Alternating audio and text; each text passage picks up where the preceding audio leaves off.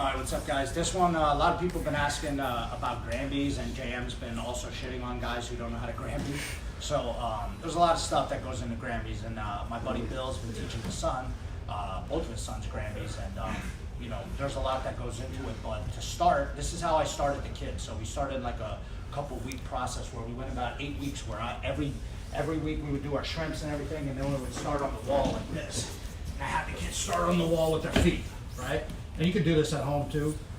And I want to just get all the way around first. So some of the kids whose necks aren't set up like that, or maybe they're a little bit of a bigger kid and they're not ready to Granby yet, I just start them with this.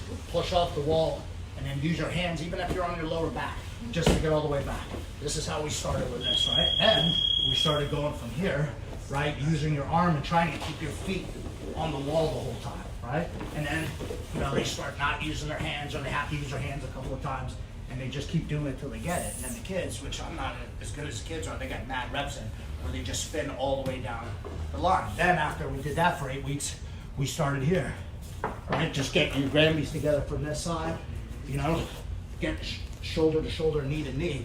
Now we started with the butt one, right? And we started going over here. Some of the kids don't have it, but some of my kids are beasts at it, right? And then a lot of people ask me, what are those used for, right? So here's one. Right, where the guy has a side, he's like in like a wrestling position.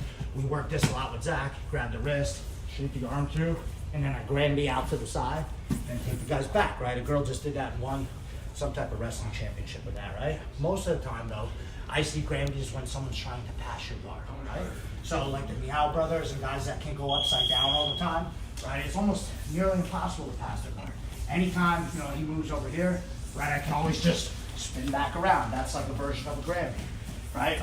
More advanced version of an attack from the bottom that has like a inversion type Granby is diving for his leg, being able to get upside down and coming up on an Imanari, right? The guy, you know, maybe the guy's in my full guard, right? He's gonna stand up and he starts putting his knee in the middle and then he's gonna pass, right? And just spin back around. Kids do that shit all the time, right? There's another one that I used to get, especially on guys who try to feed their arm through my legs. Like, you ever see this one? So I'm in like a Z guard, and the guy puts his hand this way here, you know, all the way through like this.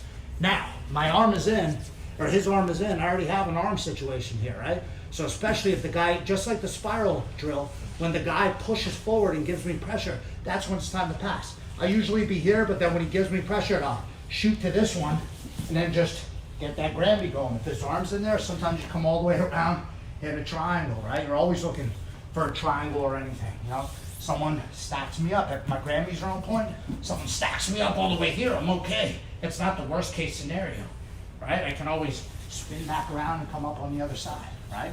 So being able to go upside down and go under yourself like that is huge. Even in the spiral, if you can't Granby, you're not gonna be able to spiral. Right? Someone's trying to pass your guard, you're always going to be able to go upside down and defend yourself. That's really important. So get your Granbys together, BJJ Fanatics, warm-ups, 10-planar warm-ups, A1, right? We got it on there, JM goes over the Granbys, and then just look through the warm-ups and page through and see how many different, you know, spots there are to Granby, you know? Sometimes a guy, here's another example, we need to practice this one where I'm on all fours, and the guy's like going for like a front headlock.